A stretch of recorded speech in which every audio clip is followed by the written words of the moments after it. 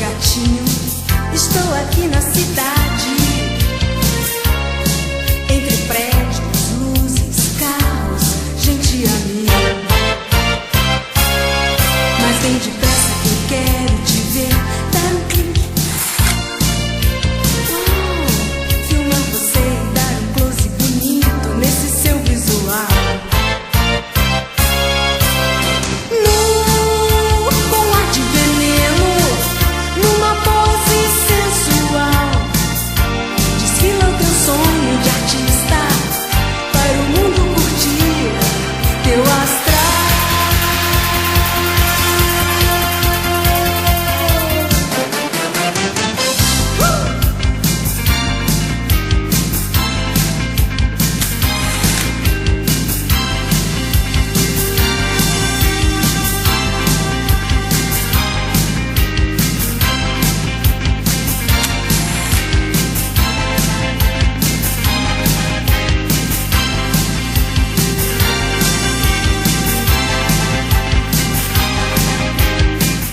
Sejam bem-vindos a mais um programa Balada da Fada, direto aqui da TV Cinec. Quero agradecer a nossa diretora Andréa Caruso, na supervisão Rodolfo Estevam, na técnica Janaína Bento.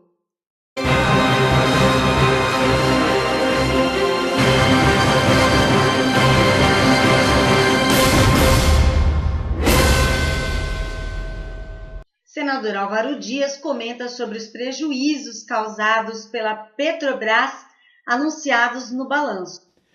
Ontem a Petrobras publicou o seu balanço e nós queremos registrar a síntese do pensamento do nosso partido em relação a esse balanço da ruína estatal. Esse texto escrito pelo Instituto Teotônio Vilela, do PSDB, afirma que o balanço divulgado ontem é a melhor expressão da mistura tóxica de incompetência, má gestão e corrupção que envolveu a atuação da Petrobras nos últimos 12 anos. O balanço da Petrobras, divulgado ontem, é a melhor expressão da mistura tóxica de incompetência, má gestão e corrupção que envolveu a atuação da empresa nos últimos 12 anos. Suas perdas bilionárias ocorreram principalmente no tempo em que a hoje presidente da República chefiava o seu conselho de administração. O balanço traz o primeiro prejuízo da empresa em 23 anos. 21,6 bilhões, razão pela qual seus acionistas ficarão sem receber dividendos neste ano. Exibe perda de 6,2 bilhões com corrupção e de 44,6 bilhões com negócios mal feitos. Também consolida a Petrobras como a empresa mais endividada do mundo, 351 bilhões de dívida bruta, com alta de 31% ao ano, num patamar muitíssimo acima de suas concorrentes. A divulgação dos números definitivos de 2014 marca um momento na história da Petrobras que deve ser aprendido para nunca mais ser repetido, para usar uma expressão cara à sua ex-presidente Graça Foster. Momento em que a estatal foi posta de joelhos, subjugada pelo interesse dos partidos no poder, liderados pelo PT. Pelo caminho, tombaram refinarias anunciadas sob palanques, mas economicamente impraticáveis, como as do Maranhão e do Ceará.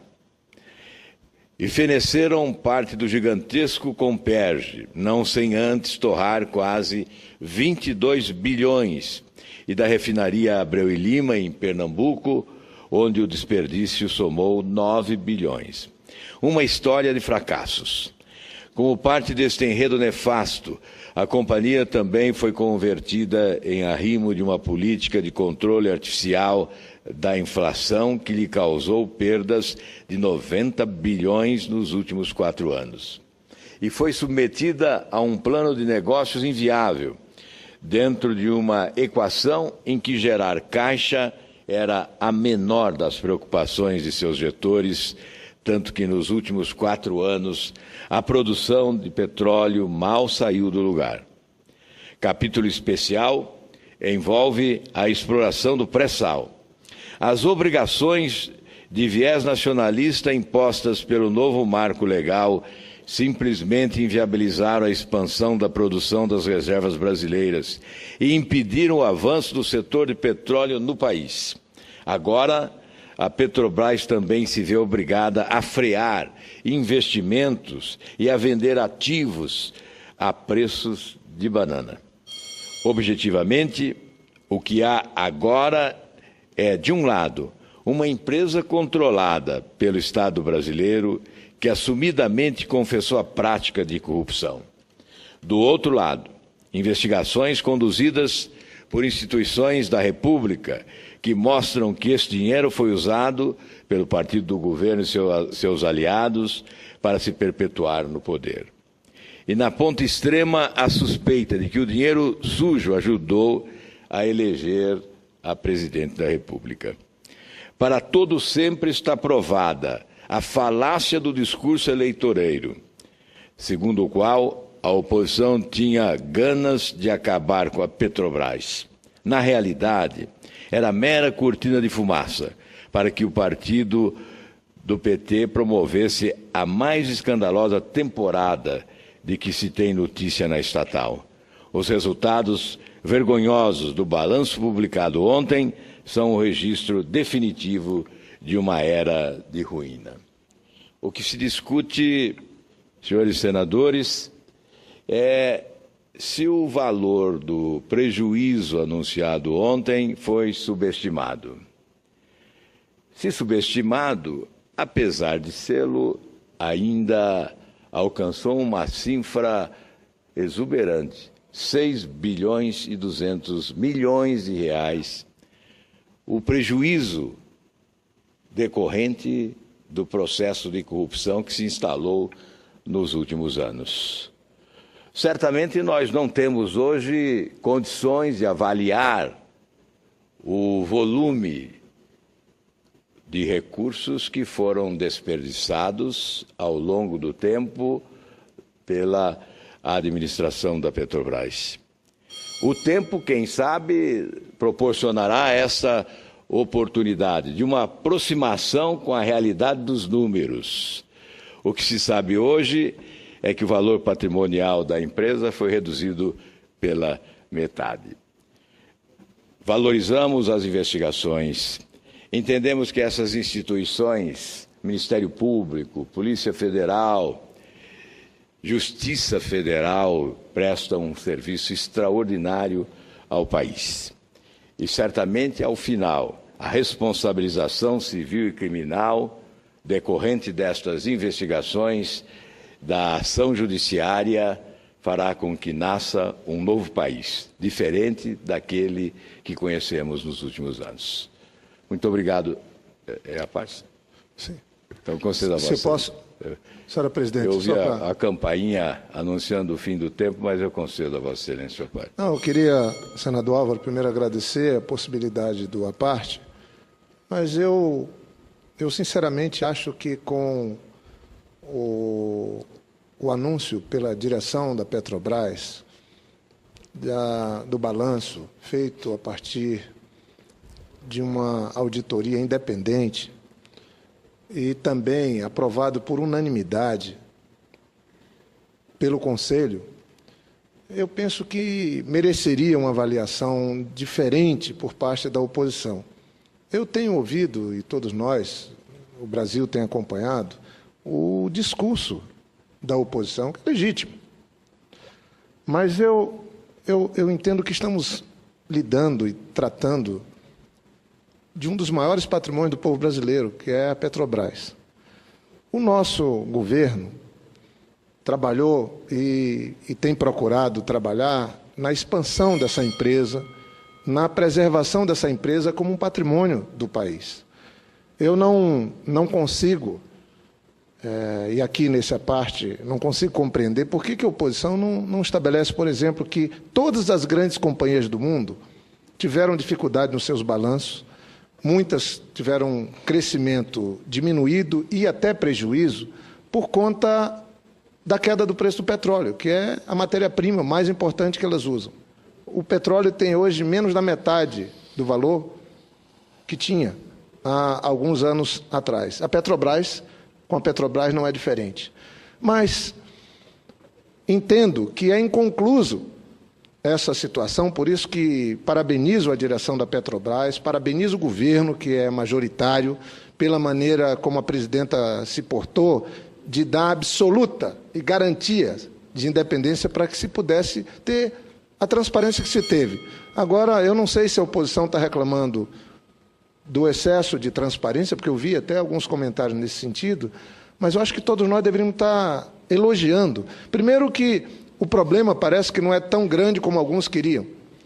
Ele está precificado por conta, e usou-se metodologia por conta de que temos um processo em curso na mão da Justiça Federal, na mão do Ministério Público, e é importante que se diga que o dito desvio foi calculado em 3% de alguns contratos, numa diretoria, com o seu Paulo Roberto, e esse desvio que a Justiça está apurando ainda, ele foi usado para financiar não um partido, mas para financiar partidos políticos, para financiar grupos políticos.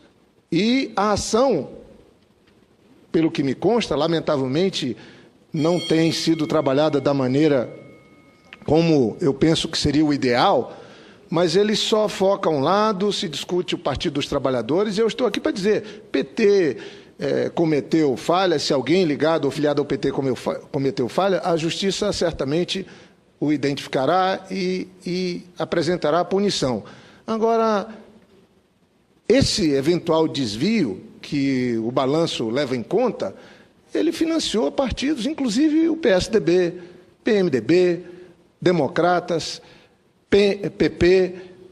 Isso é o que consta nas investigações que se tem. Então, acho que era importante que, nesse momento, primeiro, ficasse um registro. Houve uma ação responsável da direção da Petrobras, o governo entende que essa página está sendo virada e nós vamos seguir tendo a Petrobras fortalecida no governo da presidenta Dilma, que conhece bem desse assunto e dessa matéria. Pedindo a compreensão da presidenta e agradecendo a parte que Vossa Excelência me permite, eu queria apenas concluir, dizer que não tenho dúvida que a Petrobras estará muito mais forte depois desses 4 anos de governo da presidenta Dilma. Obviamente que depende da conjuntura internacional, do preço do petróleo, mas a governança da Petrobras sairá muito melhor desse episódio, a transparência da Petrobras será muito maior depois desse episódio todo que nós estamos vivendo, porque não tenho dúvida do compromisso que a presidenta Dilma tem de fazer a virada dessa página e deixar como legado de seu governo uma Petrobras fortalecida, transparente e com boa governança. Eu agradeço, senador Jorge Viana, a parte de Vossa Excelência. Aliás, Vossa Excelência sempre me honra com os seus apartes. É um dos poucos governistas que me aparteiam nesta casa e eu fico honrado. E me dá a oportunidade de dizer algo que não poderia deixar de registrar. O oportunismo político não faz parte da minha agenda. O que registro aqui são números, são acontecimentos lamentáveis que produziram um enorme escândalo de corrupção e um prejuízo irrecuperável, não só para a Petrobras, para o Brasil e para o povo brasileiro. Mas, sem dúvida, em relação ao presente e ao futuro, o que nós desejamos é o melhor. Nós queremos que o atual presidente da Petrobras tenha êxito na sua gestão e realmente inicie um novo tempo de gestão pública transparente, responsável, competente e proba, que esse seja o caminho a ser trilhado para que a grande empresa, orgulho dos brasileiros, com respeitabilidade internacional, possa voltar aos trilhos da eficiência técnica, da qualificação profissional e dos exuberantes resultados sempre alcançados em todos os seus balanços historicamente. O que não poderia deixar de registrar também é que é de se lamentar a inação governamental diante das denúncias que ocorrem há muitos anos. Se o governo brasileiro, se os governantes do país, alertados pelas denúncias há 6, 7, 8 anos, tomassem providências, nós teríamos evitado o enorme prejuízo.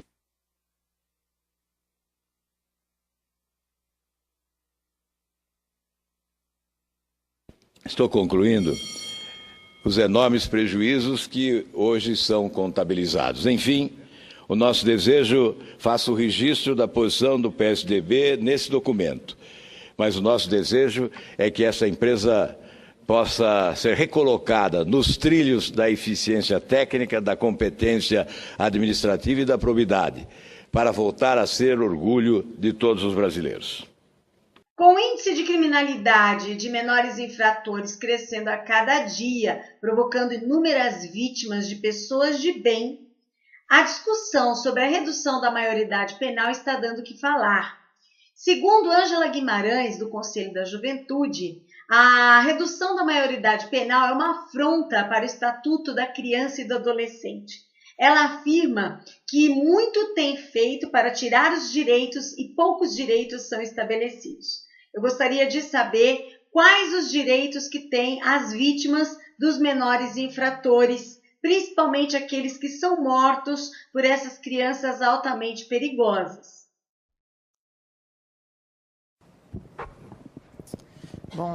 Bom dia a todas e todos. Eu agradeço aqui ao senador Theomário Mota, e parabenizar ele pela condução, muito apropriada, muito tranquila, desse tema que, de fato, como todos e todas falaram aqui, envolve, de fato, paixões. Quero saudar também aqui os companheiros e companheiras da mesa, inclusive os que estiveram na primeira mesa, que eu acho que todo mundo contribuiu muito para o adensamento do debate. E quero aproveitar também aqui a ocasião e enviar os nossos votos de melhora ao nosso querido senador Paulo Paim. Ele que é um guerreiro destacado defensor dos direitos humanos, foi um parceiro de primeira hora aqui na tramitação dos estatutos do idoso, da população negra e também da juventude, que inclusive teve uma celeridade, com possibilidade de discussão e do contraditório nessa casa. Ficou estacionada durante quase 10 anos na Câmara, e aqui nessa casa teve todo o rito de tramitação respeitado, a diversidade das opiniões, mas acelerado na demanda, em que uma legislação garantidora de direitos, era um dever também dessa casa aqui para com a sociedade. Então, a gente vê como, na verdade, são dois pesos e duas medidas. Alguém falou aqui como está tudo acelerando na Câmara na perspectiva da retirada de direitos, mas na perspectiva de garantia de direitos não tem sido assim. Então, eu quero, de fato, saudar demais aqui essa casa para que o bom debate ele consiga acontecer com o tempo, as diversas opiniões e a construção de um caminho aí de avanço e não de retirada de direitos. Eu quero aqui, em nome do Conselho Nacional de Juventude, trazer a nossa opinião coletiva, formada aí e reafirmada a cada vez que esse tema da redução da maioridade penal vem à tona. O Conselho nosso é formado por mais de 70 entidades nacionais das mais variadas lutas juvenis e, sem sombra de dúvida, nós nos somamos às mais de 200 entidades que já se pronunciaram publicamente contra a redução da idade penal. E eu acho que as 9 falas aqui que me antecederam, senador, colocam bem nítido, que existem muitos mitos em torno desse debate, mas a questão de fundo nós estamos legislando, estamos aqui discutindo leis para que tipo de sociedade, Qual país que nós queremos? Eu me associo muito aos argumentos que foram aqui nessa direção, porque, de fato, os dados eles comprovam que crimes hediondos ou crimes contra a vida envolvendo adolescentes com menos de 18 anos são a ínfima minoria do que acontece na nossa sociedade, só que é desproporcional à grita por um excesso de punição. É desproporcional porque muitos, de forma desonesta, manipulam o sentimento da população, né? E chega a ser doloroso a gente observar isso, né? Você pegar uma família que acabou de ser vitimada, né, e dizer, bom, qual que é a pena? Claro que as pessoas vão querer, né, a penalização máxima, não levando em consideração de que, para um adolescente ter acesso a uma arma, para um adolescente, né, estar nas condições de ser aliciado por crime organizado, a sociedade como um todo, o Estado como um todo, ele falhou em propiciar as condições mínimas para o seu desenvolvimento integral, que é preconizado na nossa Constituição Federal e que também é reafirmado nas convenções internacionais do qual o Brasil é signatário. E aí eu somo aqui ao que a Ariel colocou do impacto que isso vai ter, uma redução da idade penal. Então o Brasil vai rasgar todas as convenções internacionais do qual ele é signatário em relação ao direito de crianças e adolescentes, e que também é uma afronta ao que está garantido aí no nosso Estatuto da Criança e do Adolescente, que não por acaso, né, completa 25 anos nesse ano de 2015. Né? Então, eu acho que uma das primeiras questões que a gente queria abordar, isso aqui é a posição contrária do Conselho, porque acredita que uma redução da idade penal não vai contribuir para uma sociedade baseada em uma civilização fundamentada em valores e na efetivação dos direitos humanos, mas sim vai contribuir na barbárie. E na barbárie que não é toda a sociedade brasileira. É importante dizer isso também. Algumas pessoas falaram aqui, mas há uma sensação generalizada de insegurança no Brasil. É uma sensação que é muito estimulada pelos nossos meios de comunicação, porque a gente sabe que há, sim, uma seletividade social, racial, econômica e territorial da violência no Brasil. No Morumbi, a sensação de segurança é muito diferente, né, do Campo Limpo, que já viveu, por exemplo, agora 2 chacinas em menos de 4 meses do ano de 2015. Né? É muito diferente a situação da Barra, para citar lá o bairro que eu sou. Não vou citar aqui o bairro de Brasília. Do Lago Sul, a sensação de segurança do Lago Sul é muito diferente da sensação do Sol Nascente, da Estrutural ou de Ceilândia. Então, a gente também tem que ter cuidado para não confundir, né, essa sensação. É uma sensação que é muito estimulada pela mídia. Depois, aqui no finalzinho, eu vou fazer questão de falar na nossa mídia nativa, monopolizada, na mão de poucas famílias e que seleciona os assuntos que vão ser a pauta, que estão na ordem do dia, mas não é uma sensação vivenciada pela população como um todo. Né? Então, eu quero aqui me somar aos argumentos que falam de que o que nós precisamos agora é fazer, na verdade, uma inversão de agendas, certo? Porque, de fato, há um clamor conservador, né? Uma onda conservadora em curso na sociedade, com muito reflexo na nossa Câmara. Né? Você vê que em poucos meses a Câmara tem sido avassaladora. Né? E eu quero aqui, né, de público, fazer um apelo aos nossos representantes do povo, para que tenham mais cuidado no trato com algumas matérias legislativas. Não é? A Câmara, logo após a eleição passada, ela simplesmente revogou um decreto presidencial da Política Nacional de Participação Social, que reafirmava princípios democráticos expostos na nossa Constituição e aprofundava, pegando aí a experiência dos últimos 10 anos de realização de conferências nacionais, da existência de conselhos de direitos como o da juventude, que é desse período, Conselho de Igualdade Racial e outros conselhos, não é? Nesse pouco período também aprovou ontem, né, um triste espetáculo aqui na Câmara, aprovou a lei da terceirização, e agora está indo para cima dos direitos conquistados de crianças, adolescentes e jovens, que, na nossa opinião, é um remédio amargo e despropositado para um problema. A violência que o Brasil vive, né, ela é fruto de uma situação histórica de desigualdade social e econômica. A gente precisa dizer isso.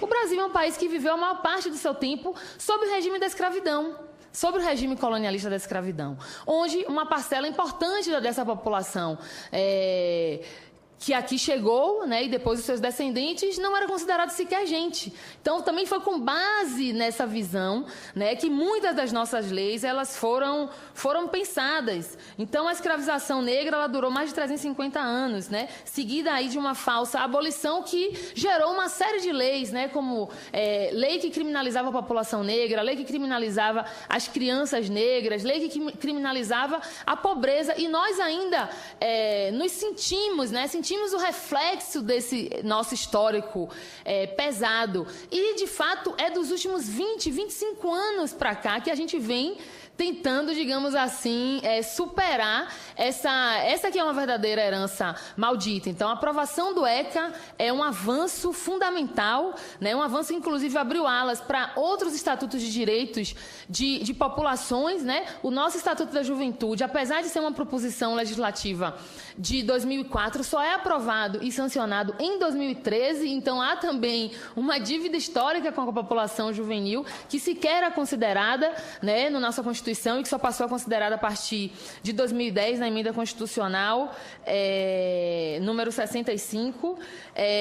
E nós acreditamos que, por mais avançados que sejam esses instrumentos, ainda há, né, uma dificuldade muito grande do Estado como um todo, compreendendo aí os seus 3 entes federativos, de implementar, da gente sair da lei para a efetivação dos direitos na vida da maioria da nossa adolescência e da nossa juventude. Vocês vejam que é muito recente a universalização do ensino básico no Brasil, por exemplo, né? Da década de 90 para cá. A ampliação do acesso a direitos como o acesso ao ensino superior também só teve impulso, né, a partir de 2003 para cá, com a criação de novas universidades federais, com a criação do ProUni e de outras políticas voltadas aí à inserção educacional.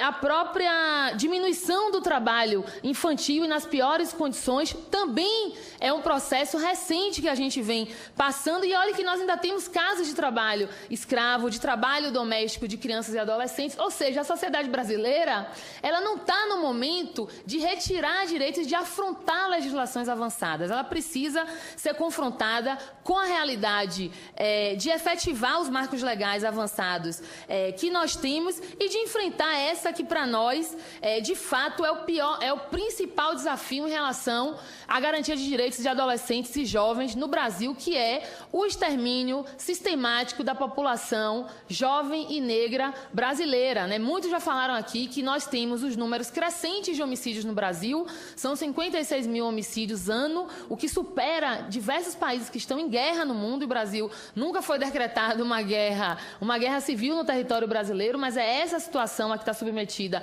a nossa adolescência e juventude. No Brasil, são mais de 30 mil mortos que morrem pela incapacidade, né, do nosso poder público, do nosso Estado, nas suas diferentes esferas, em garantir um direito que é essencial, que é o direito à vida. Então, o que a gente está propondo, que o Conselho Nacional de Juventude vem propor aqui nessa casa e que vem propondo também ao longo da sua existência, é uma inversão de pautas, é um grande pacto nacional na defesa da vida de adolescentes e jovens negros e negras e na defesa da efetivação plenamente dos seus direitos, certo? Então, para nós, a agenda deve ser um fortalecimento e a imediata instalação da CPI do extermínio da juventude negra aqui nessa casa, em ação combinada com a CPI que já está em funcionamento na Câmara da violência contra jovens negros e pobres, para, na nossa opinião, o papel do Senado, junto com a Câmara, é um papel pela efetivação dos estatutos da criança e do adolescente,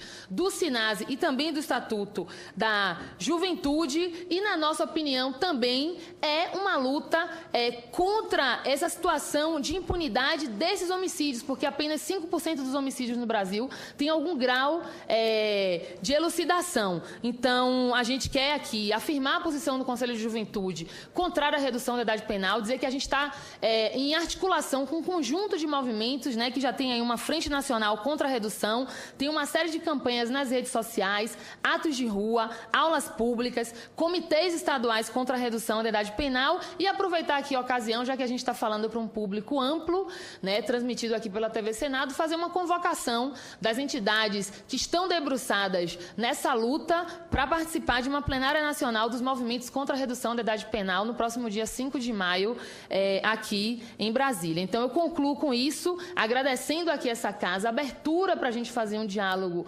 largo e profundo, né, com tempo em relação a esse tema e chamando aí o Senado a reafirmar o seu papel, né, na defesa da democracia, na defesa do aprofundamento da democracia e da efetivação dos direitos das parcelas mais vulneráveis da sociedade, que hoje são nossas crianças, adolescentes e jovens. Obrigada. Parece que muito se faz para garantir os direitos daqueles que são infratores. Várias crianças nascem de famílias humildes todos os dias. Dentro de uma família onde tem vários irmãos, alguns tornam-se infratores, enquanto outros seguem o caminho honesto, o caminho do bem. Nem todos os filhos são infratores dentro de uma mesma família. Por isso, a infração, a má índole, ela já vem de berço, nasce com a pessoa. Então, eu vou dizer uma coisa, eu acho que deviam se preocupar mais em garantir os direitos daqueles que trabalham, estudam e cumprem com seus deveres, ao invés de ficarem discutindo os direitos daqueles que não se preocupam com o seu semelhante e não contribuem em nada para a sociedade. Estes dois adolescentes têm apenas 13 e 14 anos.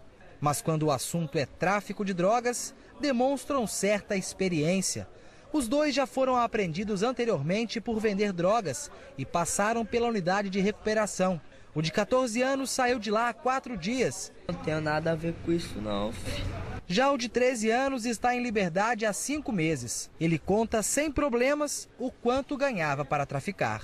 Era tudo meu, peguei a droga lá no terminal com o cara me deu lá para vender. Ganhar dinheiro, ganho R$400 por semana. E você trafica todos os dias? Todos os dias. Que horário? De manhã até de noite. De noite até outro dia. Eu compro um monte de coisa. Compro roupa, chinelo, boné, vários, cordão. Policiais militares passavam pelo bairro Divino Espírito Santo, em Vila Velha, quando viram os dois menores em uma bicicleta. Ao tentar abordá-los, os dois tentaram fugir, mas foram capturados. Dentro da cueca do menor de 13 anos foram encontradas as 250 pedras de crack. O delegado de plantão no DPJ de Vila Velha culpa os pais pela reincidência dos adolescentes no crime. É de conhecimento geral que os adolescentes não acreditam na força da justiça e debocham mesmo, tanto que eles aqui chegam sorrindo e saem sorrindo, porque eles sabem que realmente contra eles nada ocorre. O máximo que eles ficam é poucos dias detidos, são devolvidos à sua comunidade e os pais permitem que eles continuem cometendo os mesmos erros e ninguém toma uma providência contra os pais. Eu creio que quem teria que ser processado por uma reincidência de um adolescente que passa pela uma área de internação de criança ou de adolescente, teria que processar o pai numa segunda reincidência desse jovem. O dono das pedras de crack tem consciência dos atos que comete e conhece os riscos. Sabe também que não deve ficar muito tempo preso, assim como da outra vez. Não, nada não, vou preso, mas eu saio depois. Vamos aí.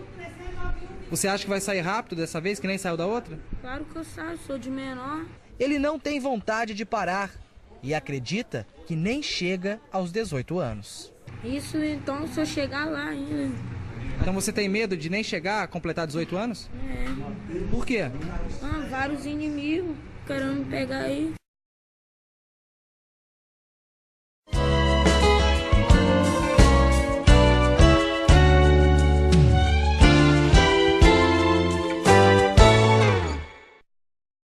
Apesar do avanço de fatores de risco como excesso de peso e colesterol alto, a população brasileira está mais atenta aos hábitos saudáveis, com o crescimento do número de pessoas que se exercitam regularmente e daqueles que mantêm uma alimentação adequada, com maior presença de frutas, hortaliças e menos gordura. Segundo o Vigitel 2014, o brasileiro está se exercitando mais, com aumento de 18% nos últimos 6 anos do percentual de pessoas que praticam atividade física no lazer.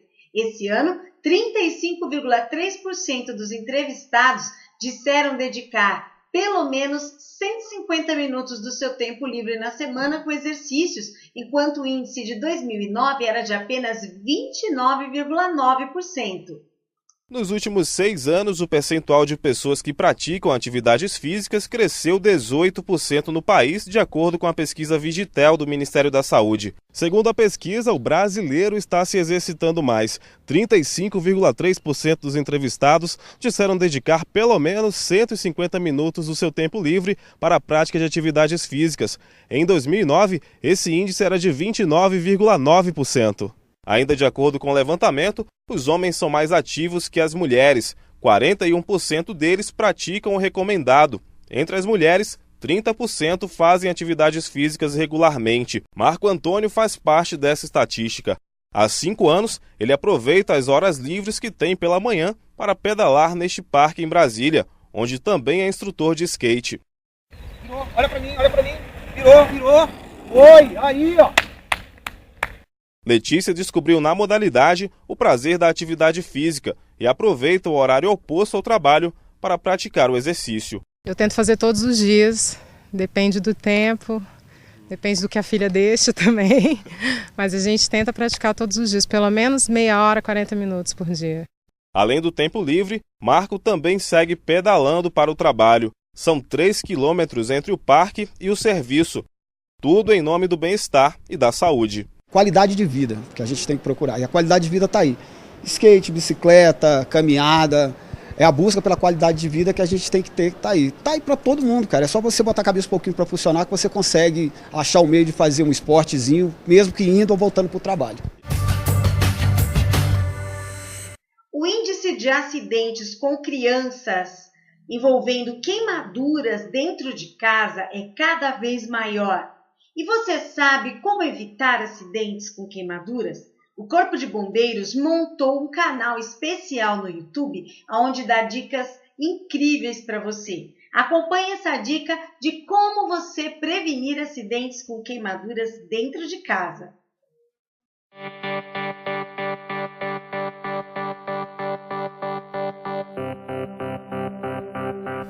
Todo ano, o Corpo de Bombeiros Militar do Espírito Santo realiza uma série de eventos com o objetivo de contribuir com a prevenção de incêndios e acidentes. Este ano foram produzidos vários vídeos com o intuito de ajudar você a prevenir acidentes em sua casa. As crianças em acidente doméstico elas são as maiores vítimas e muitas acabam sofrendo lesões graves. Hoje, veremos como pequenas atitudes podem mudar isso.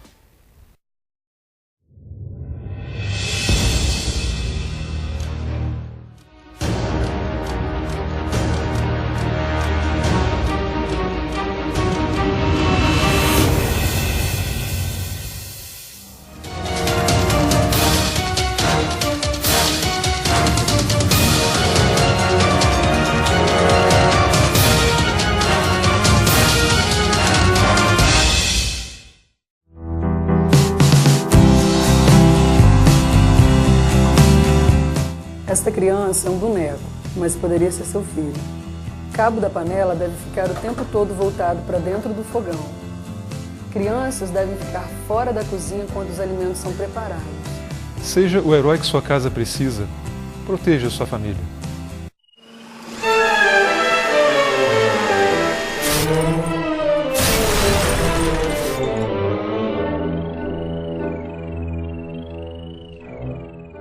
E no quadro Músico e Empreendedor, o músico Mário Henrique de Oliveira resolveu fazer hangouts denúncias contando tudo o que sabe sobre irregularidades na Ordem dos Músicos e no Sindicato dos Músicos do Estado de São Paulo.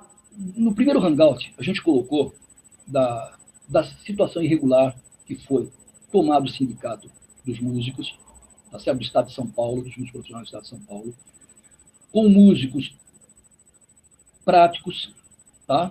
Que na verdade assumiram a diretoria e que na verdade ficou um vácuo, ficou algo meio que estranho e meio inexplicado, porque no dia 18 de julho, como diz o senhor Gerson Tages, muito importante que se diga, não sou eu dizendo, é o senhor Gerson Tages dizendo, vou colocar aqui para que os senhores acompanhem a declaração dele. Um abandono de mais de 48 anos, né? Onde a categoria está sendo sempre desrespeitada, desvalorizada, sem dignidade. E hoje a gente está assumindo o sindicato no dia 18 de julho, porém, de fato e de direito, a gente teve que fazer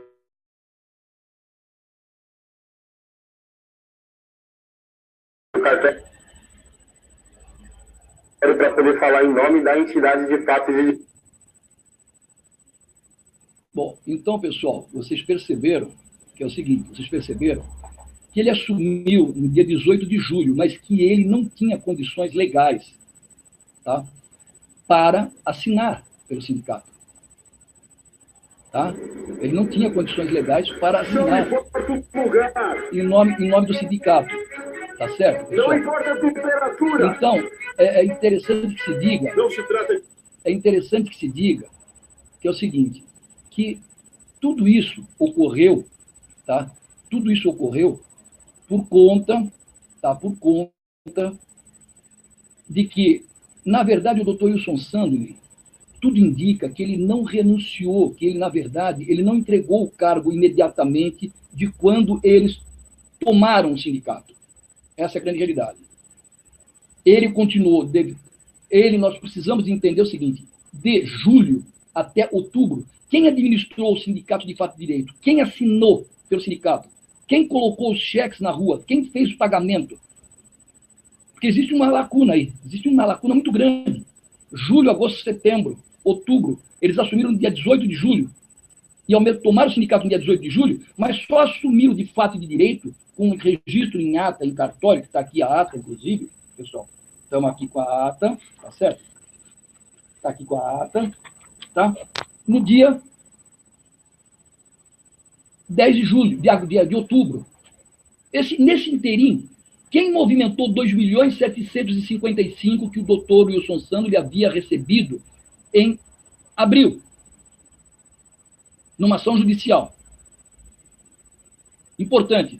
Por que não foi pedido uma prestação de contas do doutor Wilson Sandler? Por conta disso, metade da diretoria do doutor Wilson Sandler continuou no sindicato. Pior, o jornal que foi feito antes da tomada do sindicato colocava ali o senhor Sérgio Boarim como participante de uma quadrilha que estava lesando o sindicato dos músicos. Isso está no jornal, não sou eu dizendo, o jornal que eles fizeram, tá certo? Por que ele continuou sendo contador do sindicato? E por que o doutor Wilson Sandler não foi pedido uma prestação de contas a ele e não foi movido uma ação no Ministério Público? Tudo estranho, né? Então eu vou dizer o porquê. Porque, na verdade, está aqui o documento da OMB, que eu fiz o pedido na época para o Roberto Bueno, e ele diz aqui, ó, tá vendo o Gerson Tages ali, ó? O Gerson Tages, ele só conseguiu tirar a carteira sem ser de músico prático, e isso nem a carteira, porque, na verdade, ficou faltando provas ainda, no dia 4 de outubro de 2013. Então, até então, eles não estavam conseguindo registrar a ata de eleição, a ata de posse, por conta da documentação legal do sindicato, diz o seguinte, no seu artigo 4º, que o músico prático não pode assumir cargo, votar e muito menos ser votado. Está aqui, ó, artigo 4º do Estatuto. Tá certo?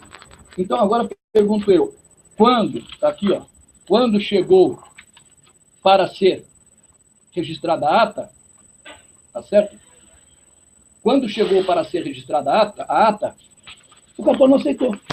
Aí foi feito uma tremenda de uma maracutaia com documentação, por conta de mudaram, inclusive, a carteira de músico prático para a categoria A, B, C, D, para confundir tudo, tá certo? Para ele poder assumir o sindicato.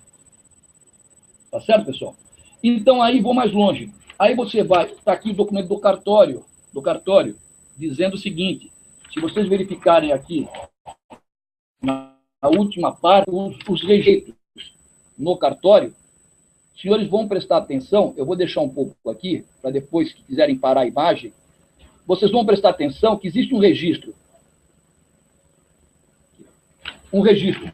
da última eleição do Sandler, do dia 12 de 3 de 2012, e depois só no 31/5/2012, desculpe. E depois só em 29/10/2013.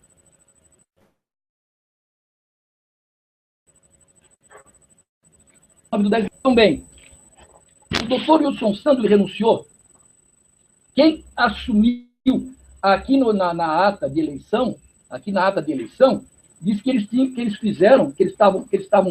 tinham uma junta provisória, governativa. Está aqui assinado pelos três, aqui, ó. Pelo senhor Gerson Tages,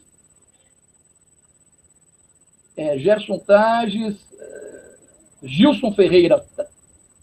Não, Gerson Tages, Ferreira Tages, Gilson Nascimento Martins e Adélio, que era uma comissão, Adélio Ribeiro, que era, na verdade, a junta governativa. Peraí, mas que junta governativa é essa? Se todo mundo era músico prático. Quem deu posse para essa junta governativa? É isso que eu quero saber. Quem deu posse para essa junta governativa? Quem chamou, quem fez a publicação no Diário Oficial para a eleição? Houve renúncia da diretoria anterior? Por que metade da diretoria anterior continuou? Houve renúncia? De quem? Quem assinou? Quem chamou a eleição? Quem foi que publicou no Diário Oficial a eleição? Porque o estatuto é claro, o presidente que chama. Essa junta governativa não tinha poderes para isso. Tá certo? Então é uma salada, é uma confusão. Só que agora, pessoal, aonde eu quero chegar? Por essas irregularidades que foram, inclusive, denunciadas ao Ministério Público, foram denunciadas ao Ministério do Trabalho, enfim. Existe uma outra coisa, que é a tomada de poder na ordem, que agora, a partir de hoje, nós vamos começar a tratar deste assunto. Uma coisa puxou a outra. Por conta das irregularidades do sindicato, formou-se uma escada para chegar-se à ordem dos músicos. Isso com a conivência do senhor Roberto Bueno. Tá certo? Que mesmo porque, quando eles entraram em atrito, em julho de 2014, o senhor Gerson Tages moveu uma ação, tá certo? Para desobrigar o músico a tirar a carteira da ordem, a fazer inscrição na ordem dos músicos. E, coincidentemente, logo após, em outubro, quando eles fizeram as pazes novamente, essa ação foi derrubada logo em seguida. Agora, como? Perderam um prazo? Porque dificilmente o juiz derruba essas ações. Não teve nenhuma, tanto que no Rio de Janeiro existe uma. Está realmente proibida. A obrigatoriedade foi extinta a obrigatoriedade da carteira da ordem dos músicos. E isso, quem moveu essa ação, inclusive, não foi nem pessoas, nem foi o sindicato, foi o Ministério Público do Rio de Janeiro. Tá certo, pessoal? Então, entendam bem. Cheio de loucura, porque, lógico, ele não poderia assumir a junta governativa, mais uma junta governativa no Rio de Janeiro, tá certo? Com uma ação em São Paulo desobrigando o músico a ter a carteira. Quer dizer, seria uma, como eu disse no último hangout, né? Trágico se não fosse cômico. Tá? Então é o seguinte, pessoal, agora essas ficam as perguntas. O doutor Wilson Sandro lhe renunciou. O doutor Wilson Sandro lhe pediu para sair. O doutor Wilson Sandro ficou no poder, assinando os cheques, assinando tudo que ele tinha que assinar. Ou foi feita uma procuração para o senhor Gerson Tages assumir e fazer todo o trabalho que tinha feito bancário, todos os pagamentos e assim por diante. Quem assumiu? De fato de direito, como disse o senhor Gerson Tages. Quem estava de fato de direito apto a dirigir o sindicato? Até o dia 10 de julho, dia de outubro, quando foi registrada a ata. Na verdade, ninguém, a não ser o próprio Wilson Sandro.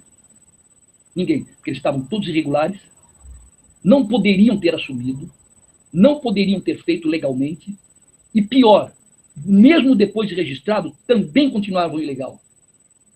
Tá certo, pessoal? Então, é isso que eu quero deixar claro. Agora, por isso que eu disse que este hangout foi só para finalizar o que começamos no dia 14. Tá certo, pessoal? quero deixar claro o seguinte: todas essas denúncias existem documentos que estão sendo colocados no blog, tá certo? Que vocês vão ter acesso, e vou mais longe. E mais gravações, que é muito interessante que se diga. Eu estou com dificuldade, porque aqui é meio difícil de você conseguir colocar as gravações, mas eu vou colocar no decorrer do Hangout, eu vou colocar depois, para vocês terem essa gravação, no qual ele diz, inclusive, que quando ele pegou o sindicato, de fato de direito, tinha um pouquinho de dinheiro. Agora, eu gostaria de saber para onde foi 2.755.000, fora os 3 meses que foram recebidos do artigo 53.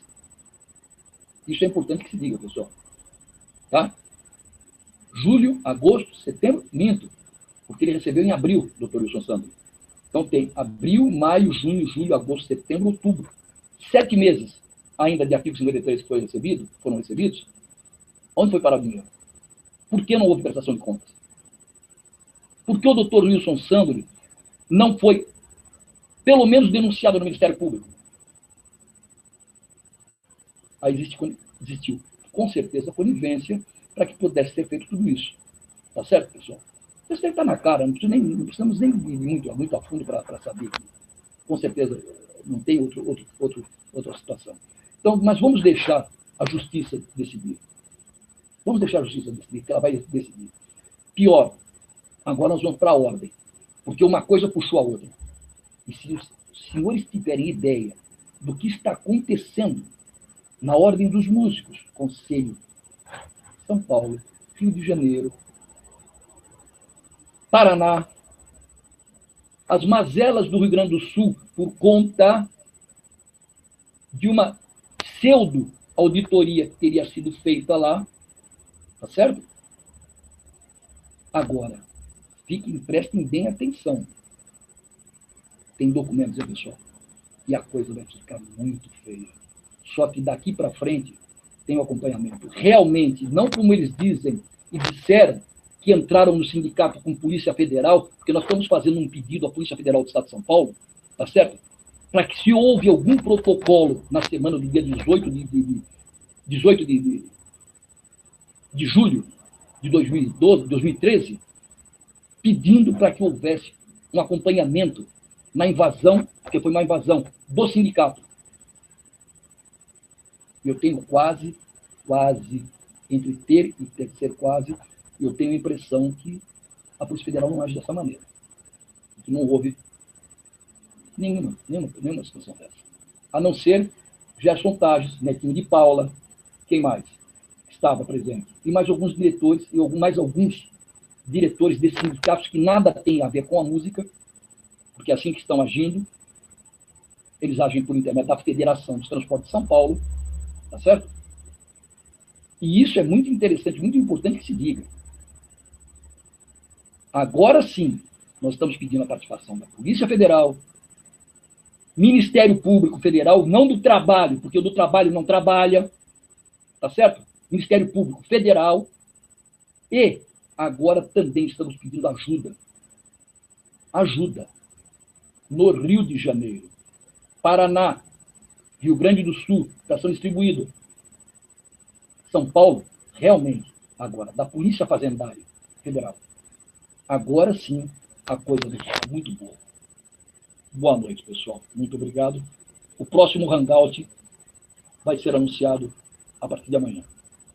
Para quem quiser seguir esse caso, entre lá no YouTube, no canal de Mário Henrique de Oliveira, que você vai obter maiores informações, ou acompanhe a nossa programação no Balada da Fada, pelo Facebook e pelo YouTube. E eu quero também deixar claro a Ordem dos Músicos do Brasil, Conselho Regional do Estado de São Paulo, e também ao Sindicato dos Músicos Profissionais do Estado de São Paulo e os seus presidentes, professor Roberto Bueno e Gerson Tages, que nós estamos à disposição caso qualquer um deles queiram fazer algum pronunciamento para que a gente possa também divulgar aqui no nosso canal, tá ok? Você não vai querer que eu chegue no final. E quem souber pode cantar, vai!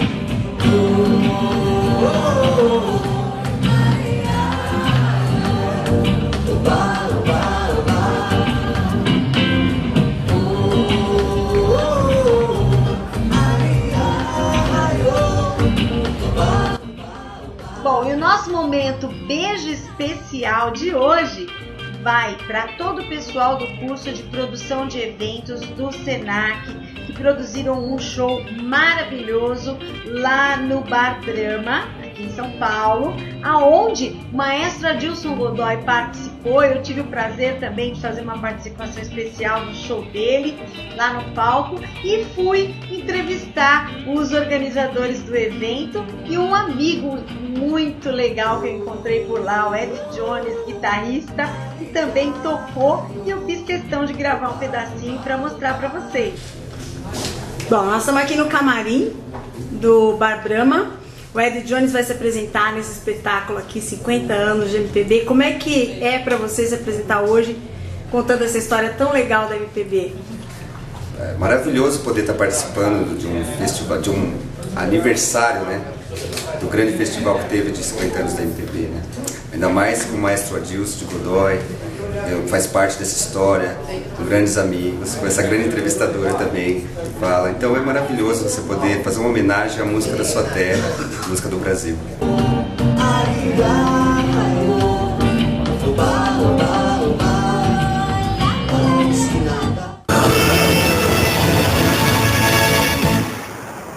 Você que gosta de cinema agora vai conferir com exclusividade as principais cenas do trailer do filme Star Wars, O Despertar da Força, que vai estrear agora no final do ano, em dezembro, aqui no Brasil. Vamos conferir.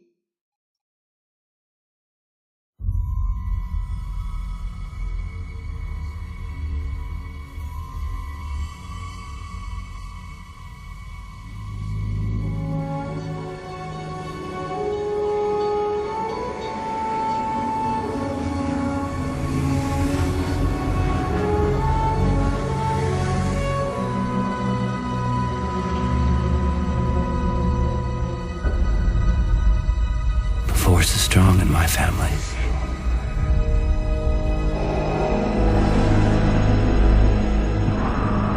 My father has it.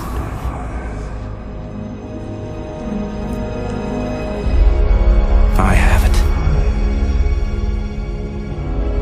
My sister has it.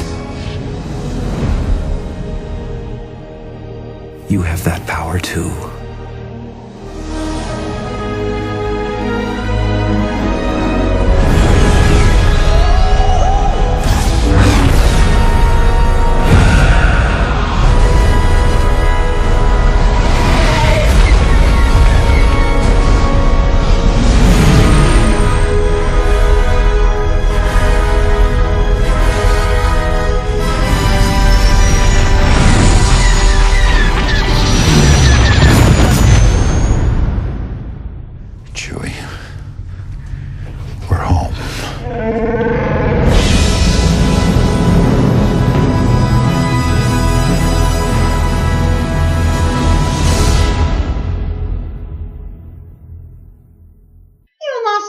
Chegou no final. Agora eu desejo para você um ótimo final de semana, com tudo de bom, muita felicidade para você e para a sua família. E na semana que vem estaremos de volta com mais um programa Balada da Fada. Um beijo grande para você e tchau, tchau!